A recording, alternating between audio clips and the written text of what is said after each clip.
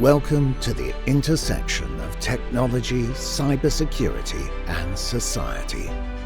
Welcome to ITSPmagazine. Knowledge is power, now more than ever.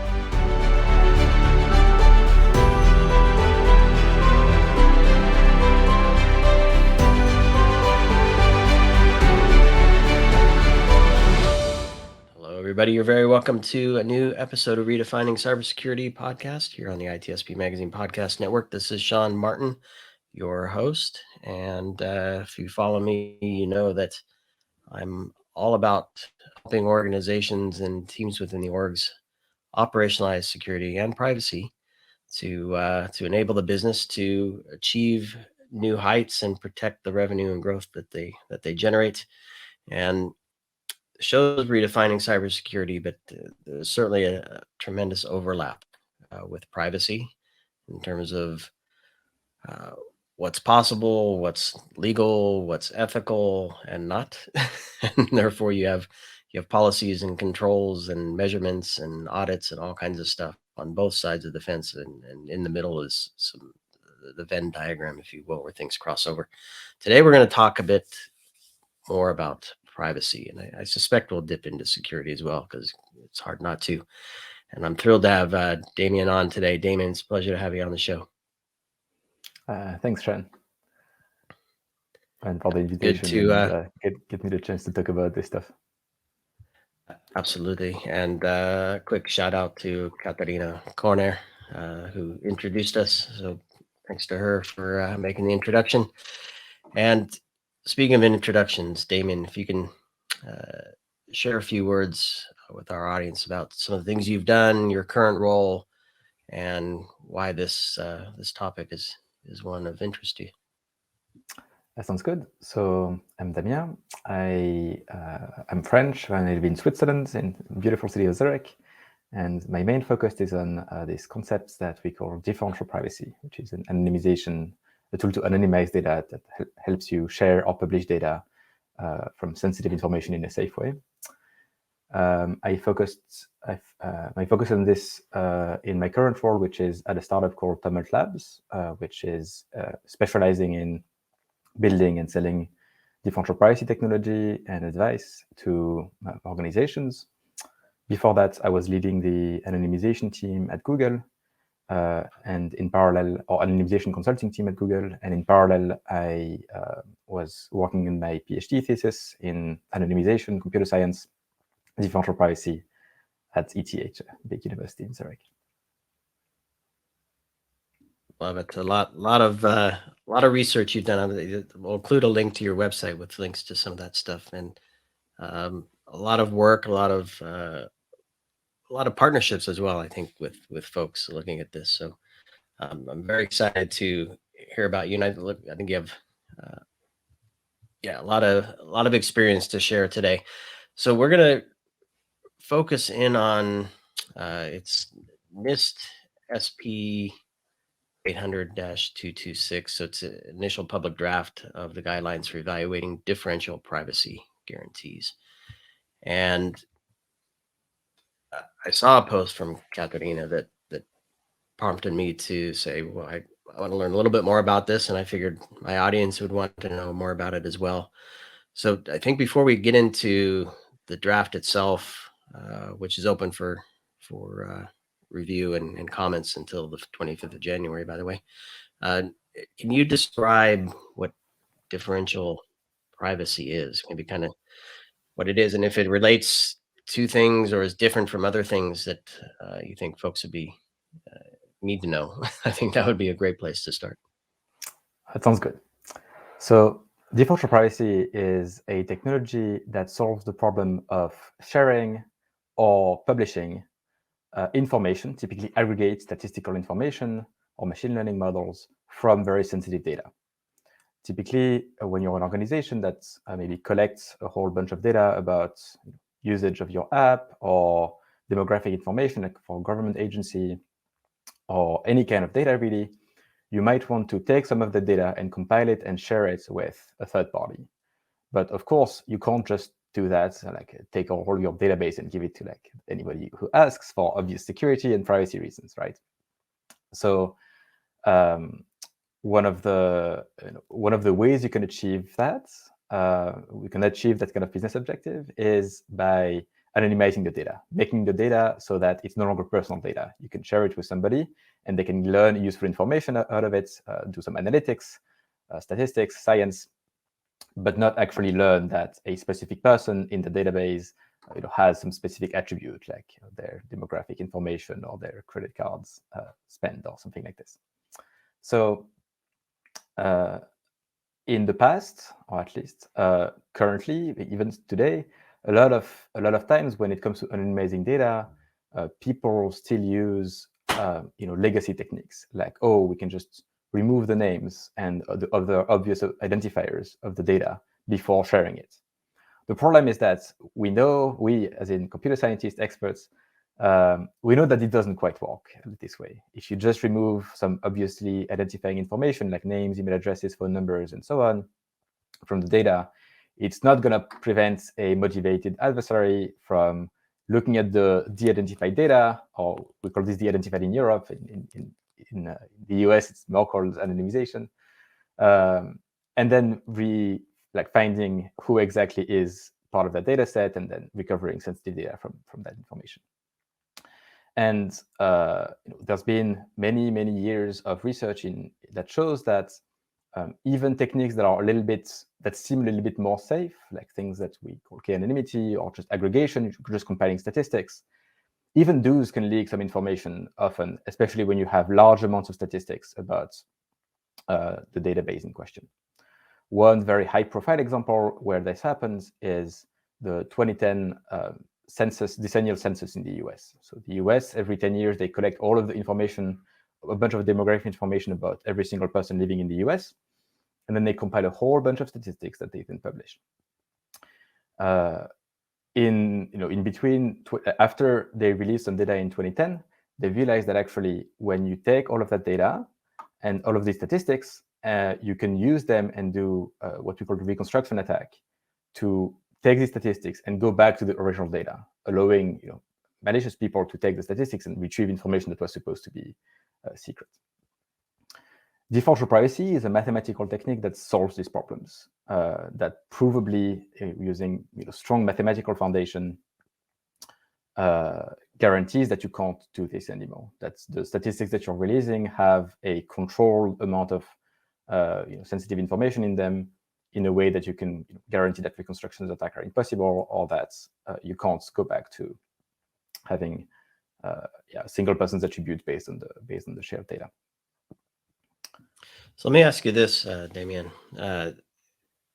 So a guideline from NIST that turns into a framework or something else that an organization can follow is important, but only valuable, in my opinion, if people follow it.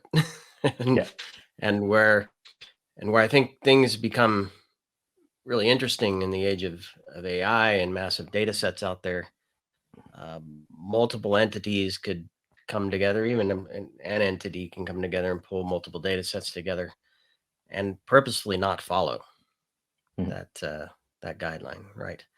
So what are your thoughts on where this fits in? Is it designed to help organizations that want to do the right practices and achieve a level of trust that their customers and their partners can attain? Is that who it's targeted at, or is there a different purpose for this, do you think? I think you got this right. Basically, the kind of people who are going to be very interested in the guidelines and understand like where the draft ends up after the comments is organizations who want to solve this problem of publishing or sharing more data. For example, government agencies who want to publish more statistical information about the people they serve, or non-profits who compile sensitive information and then give it to lawmakers or public policy folks, or organizations that want to monetize the data that they have on their own customers or users. So if you're in this situation today, especially with GDPR and all of the other changes in the compliance space around security and privacy, you might want to make sure that before you do that, you have a clear picture of what the additional risk you're incurring by sharing more data or publishing more data. You want to be able to make sure that the business value you're getting out of this, or the mission value, like the fact that you're accomplishing more of your mission by publishing more data, for example, if you're a government agency, makes sense when it comes to the risk, the additional privacy risk you're taking and you're incurring to the people in your databases. So differential privacy is a way of solving that, but it's still a fairly recent concept. It's been invented a bit over 15 years ago, but it's only since a few years that there's really been software libraries and tools that allow you to use this and to actually generate differential private data more easily. So I think a lot of people who are not experts, a lot of organizations who do not have the deep expertise than folks like other very big tech companies like Google or vendors like us at Tumult Labs have, they want to ask, okay, if a certain vendor tells me they're doing the right thing with my data, if they're helping me generate differential price statistics, or if one of my partners claim they're anonymizing data in a certain way, how can I evaluate this claim? How can I make sure that I'm doing the right thing or that my partners are doing the right thing? And this is what I think is really exciting about the fact that NIST is now going to publish guidelines about this. It's because it's going to give people the tools to understand how to evaluate claims of being responsible with data sharing or data publication without needing to get into the deep weeds of how stuff works behind the scenes and what is the exact right thing that's being done to the data. So maybe some thoughts on how organizations might approach the guide. I guess, who's the intended audience? Is it limited to privacy folks, or the other one that comes to mind clearly is data owners, so the DPO or other folks who are responsible for privacy and data.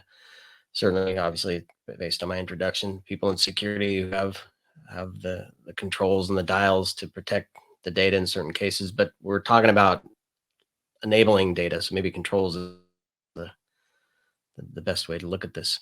So who should be reviewing the guidelines and understanding how it fits into the organizational operations? So I think the two types of roles that come to mind are the one you mentioned.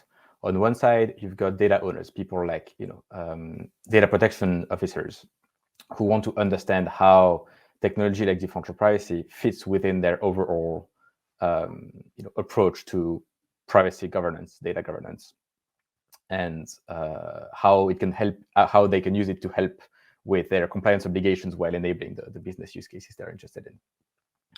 So those are a perfect sort of public for the guide, because it's going to help them understand what are the decisions that need to be made on a specific use case in order to use differential privacy on it. When somebody tells me they've used differential privacy, what do they actually mean? Like which, there's subtleties to the definition and to the context in which it can be applied. What's the exact threat model? What are the exact privacy parameters? What is what we call the unit of privacy? Do we have a reason to believe that the implementation actually satisfies that definition? Because implementing differential privacy is kind of really hard, like cryptography. So all of these questions, I think, are not only, like the guidelines not only provides a list of which questions to ask and how to answer, but also gives them an understanding of like what they should be sort of checking for, what they can be, what they should be, what questions they should be asking, and what are the sort of best answers, best practices in the field. The other public is the people who are actually working with data analysts, data scientists, and so on, because these are often the folks that on the ground, in practice, are going to generate data using differential privacy to share it with other companies or other organizations or with the public at large. They are going to be compiling the data. They're going to be using the libraries. So they're going to be the first that have to answer these questions in practice, like what should my exact privacy notion be? What are the privacy parameters I should use, and so on.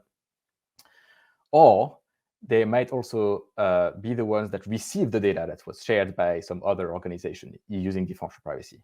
And so understanding what happened behind the scenes for them, and whether they should, how well they should be protecting the data. Is the data really anonymized, or are there some things that are that indicate that care should be taken when handling and passing the data around? I think all of those questions are typically what the guidelines are tackling, and offering some answers for. So let me ask you this. So things like ChatGPT, I know there are other models and interfaces and APIs people can plug into, but that's the one I'm most familiar with. I'm just wondering, can something like that access pools and buckets of data that potentially could expose data that should otherwise remain private, do you think? I mean, I think we're beyond possibly now, right? I think it's known now that these very large language models trained by various companies are trained on publicly available data.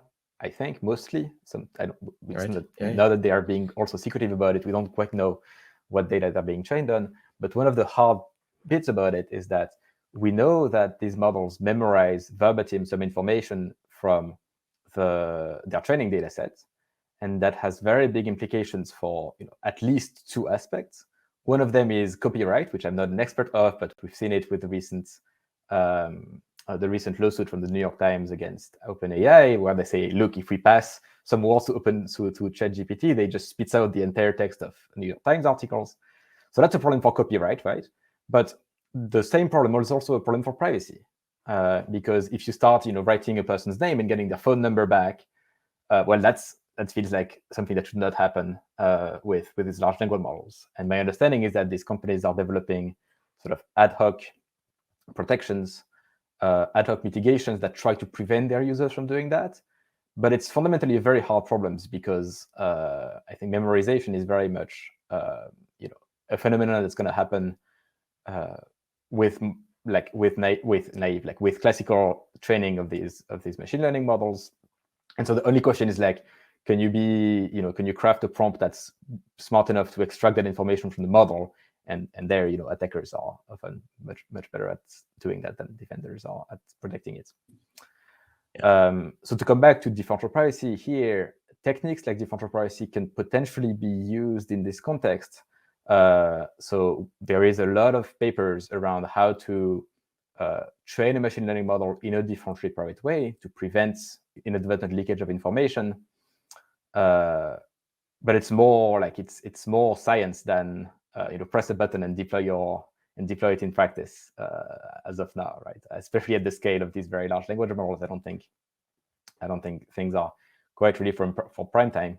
But this is definitely a direction in which in the AI community, people should and are paying attention to, trying to understand whether we could use these formally proven techniques to make sure that the machine learning models are learning about the global distribution of the data, are learning useful statistics, are able to do what they need to do in terms of either generating outputs or doing classifying, being a classifier or something like this, while preventing the risk that some information is leaked in the process about specific individuals.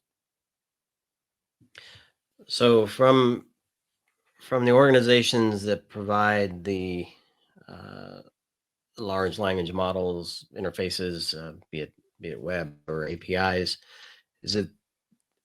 I know the answer is it's their responsibility, but you said they're doing ad hoc control. So to me, that sounds like, oh crap, we forgot, and we need to add this to ensure, or we're uncovering something, so now we need to go back. So in the absence of that, individuals, perhaps, but most certainly organizations who are using these, even these large language models and the data that comes out of their prompts, is there any risk to them not following something like this NIST guideline where they're actually receiving information now? So Perhaps not even not knowingly. Yeah. Right. So I should probably have a couple of disclaimers here. I'm not a machine learning expert. I know how stuff works from a distance, and I have a vague idea of how differential privacy can be implemented in model training, but it's really not my area of expertise. I really am typically focusing on statistical releases, and this is what Tumult Labs, the company I work for, is also focusing on. And I think in cases of an organization receiving data, how to handle the data you're receiving from a third party, I think very often it's sort of a compliance question. And I'm also not a lawyer, so I'm not sure. I don't know what are the implications for this. I completely agree with you that in principle the responsibility lies on the shoulders of the people who are making information available in a certain way, or compiling information and then giving it out in a certain way, and so on. I think one of the places where the guidelines could be helpful, or at least to push the industry in a certain directions, is that sometimes you want a vendor to help you build machine learning models on your own data, so that then you can use that machine learning model. Either you can share it with a third party, monetize it, or you can put it in your app as part of a feature or something like this. So in that case, if the data that you have is personal data, if you don't have, if you're covered by GDPR and you don't have a strong legal basis to achieve that, and so you're interested in doing some anonymization to be able to claim from a compliance standpoint that your data is no longer covered by GDPR because it's now fully anonymized data, then training the machine learning model in a differentially right way could be a real good option. And in some cases, I think, especially as we make progress on making it easier to use, and as we make it more of a best practice, my hope is that it's going to become a standard practice, not just something that you do if you're in a very high compliance risk use case, or if you're very, very sensitive about your data. I think today, the use cases of differential privacy are growing, but still fairly small for now. At Tumult Labs, we see interest from companies that have already well-established privacy programs, and who really want to sort of get ahead of regulation, get ahead of industry trends when it comes to what's your privacy story like, as well as in extremely regulated areas like government agencies and what data they can publish from the U.S. Census Bureau or the IRS in the U.S. and so on and so forth. Can you describe a few of the use cases? I'm thinking like financial services. So in financial services, housing market, real estate market, healthcare. So basically, I think listeners of your podcast who do security and privacy are probably familiar with the situation where they want to share data with a third party, but they just can't. And it seems like there's, so to give concrete use cases, like in the financial market, you could imagine, wanting to take some data about credit card transactions, or some financial information about individuals, and then monetizing that data in order to, get something useful, learn something useful about market trends, or training a machine learning model to, in collaboration with others, to detect frauds, or to, do financial forecasting to understand where, how certain trends are going to evolve in terms of spend and so on. In healthcare, we've seen people exploring differential privacy to do to basically cross the compliance barrier, want to train a model or get scientific information about how well a certain medication is working, or build a machine learning model that do some classification and diagnostic data, except in use cases where this would not have been possible to do without a very strong anonymization story, because healthcare data is so sensitive, and so we don't want to inadvertently, like hospitals or people who hold medical information don't want this to inadvertently leak outside of the trusted environments.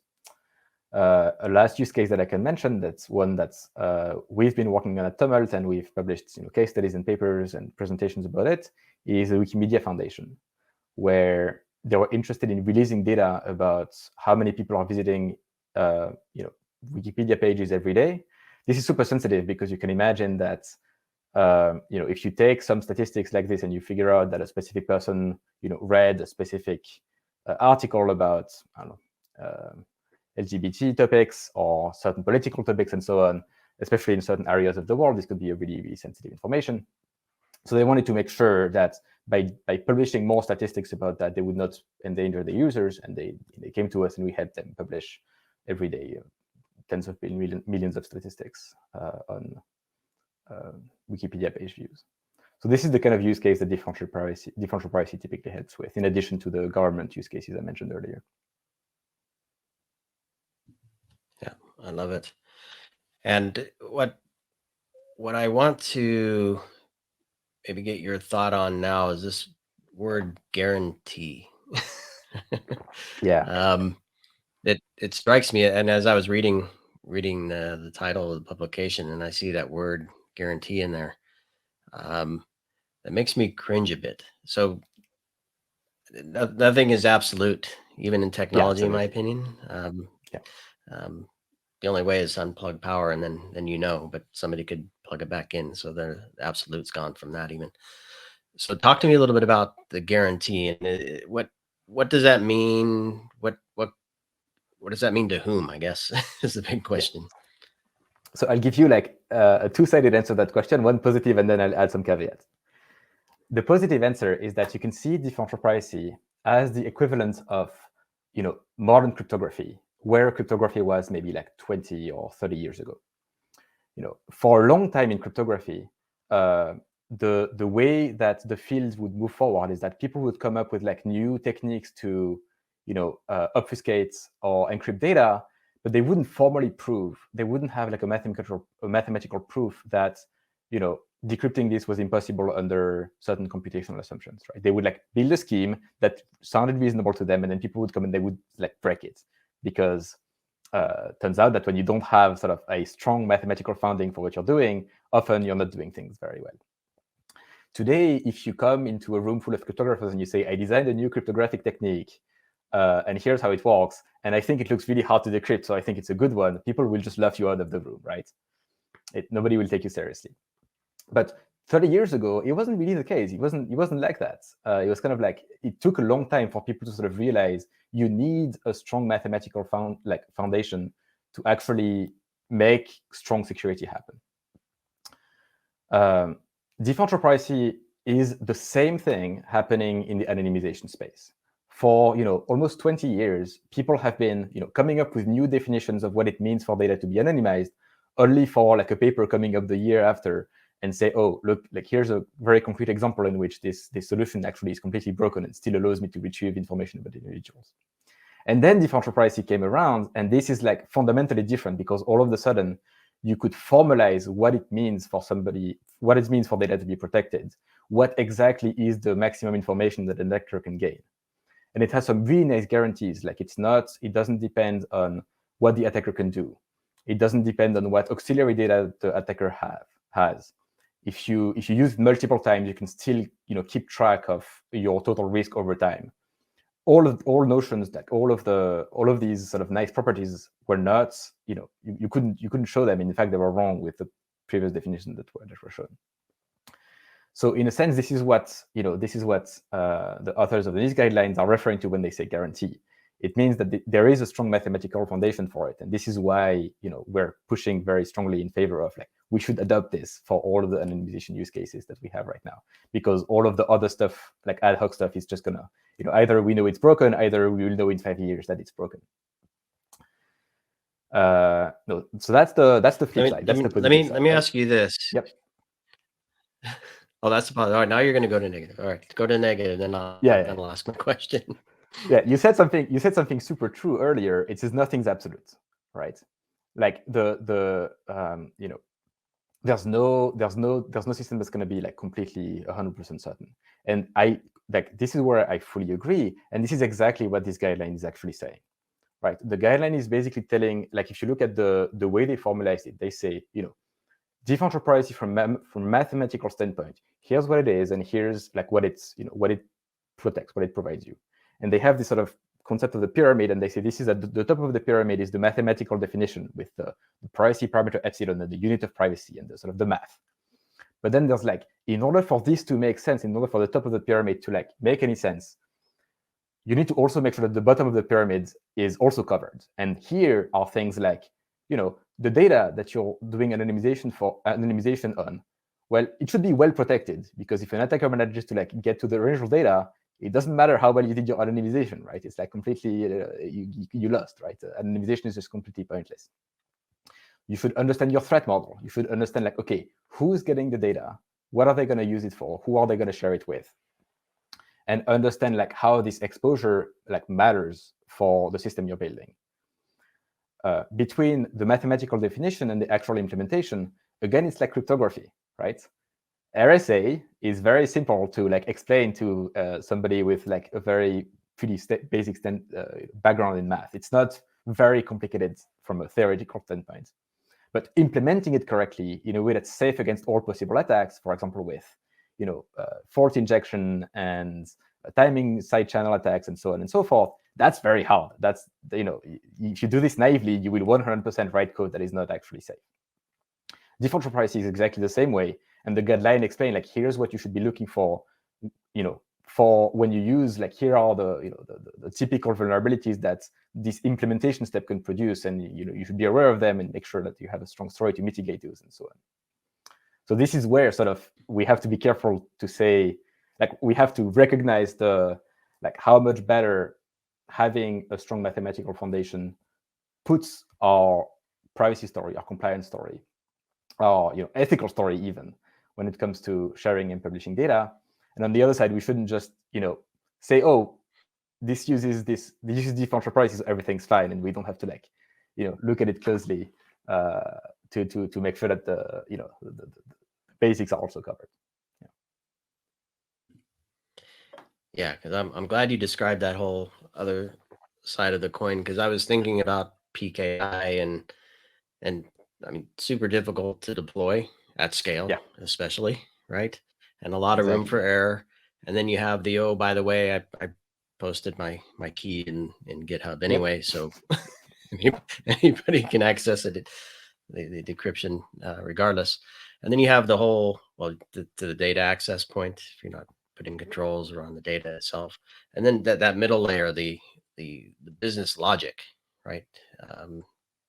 Even if you have the best processes at either end, if you're exposing them in different ways in the middle through the logic that exposes the data, absolutely, all is not in the NIST guideline. They even have this. Yeah, in the NIST guideline, they even go like sort of one level below, and the very bottom of the pyramid, of the conceptual pyramid they have, is, you know, the most privacy preserving system is the one where you don't collect the data in the first place. So even if you're using all of these, you know, fancy techniques, if what you want to do is, you know, completely minimize your privacy risk, your compliance risk, do good by your users, you should only collect the bare minimum you need to, you know, have the data. You shouldn't like collect data that you don't need just because you can. And I really love that, you know, even in the guideline, that's like, you would think that's not the main topic, this is still like the fundamental basis of like one of all privacy work, right? Be responsible with what you collect in the first place, even if you consider yourself as part of the trusted circle, like not the attacker. Yeah. So let's wrap here, and then unless there's something else you want to share before you go, you can certainly do that. But I want to touch on how this fit into an organization's operations. How disruptive is a change to adopt the guidelines that are being defined? Do apps have to be rewritten? Do databases have to be redeployed, restructured? Do I don't know. I mean, I can go up and down the whole stack, right? But how impactful is this? I think it's mostly impactful for the use cases in which you're using anonymization. Like for the use cases that were already identified as we are sharing data with third parties, we are publishing data to the world, or even we are maybe anonymizing some data so we can keep it forever in our own systems and still be within our compliance obligations. So this is where differential privacy is going to is going to improve the privacy and compliance story there. For all of the stages around data collection, access controls, and so on, this is not going to be really any change. It's really going to be about the use cases of data sharing, data publication, maybe data retention. One thing that we observe at Tumult Labs is, we see our customers adopt differential privacy, and the way it typically works is they have a particularly tricky data release that they're maybe not comfortable with doing, and they're like, oh, if we use differential privacy, this would make us more comfortable about doing this. And then they go and they hire us for helping them do a feasibility study and or a pilot, and then we show them here's what you can do, here's what you can publish, here what's your privacy risk, here's what the utility of this, the business value it gives you, etc. And then once they start doing that, they realize, oh, this can actually work in practice. Now here's 5 other use cases that we will be interested in either replacing our existing anonymization methodology that is either we don't really feel good about, or it's just not giving us the accuracy and the utility that we would like. Let's try to see if we can do something better with differential privacy. Or we have these things that we wanted to do for a long time, but we couldn't because it felt too iffy from a privacy or compliance standpoint. But if we have a rock-solid compliance story using differential privacy, this would make us feel much better about doing this. So let's try to do that to, increase business value, accomplish more objectives, and so on. The one place that we've seen that I can talk about, because that's what we do is obviously confidential, is with the Wikimedia Foundation. We started helping them publish statistics about which web pages from Wikipedia which articles from Wikipedia were most visited. And now, since we started doing this one pilot with them 2 years ago, since then they've published, I think, 4, 5, or 6 new data releases, because now they understand how it works. They can systematize the process, and they can publish more data and share more data and faster than they used to do, because one of the advantages of differential privacy, besides all of the mathematical stuff, is that it gives you a systematic way of handling data releases. It gives you a framework that sort of it simplifies. It makes some things that are very fuzzy, like how dangerous it is what I'm doing, and how much utility am I getting out of that. What can I tell the people who are receiving the data about what has been done to the data? It simplifies a lot of this stuff. So once we train data analysts and engineers to do one differential privacy release, then they feel empowered to do 2, 3, and then people start identifying proactively new use cases that unlock values for the organization.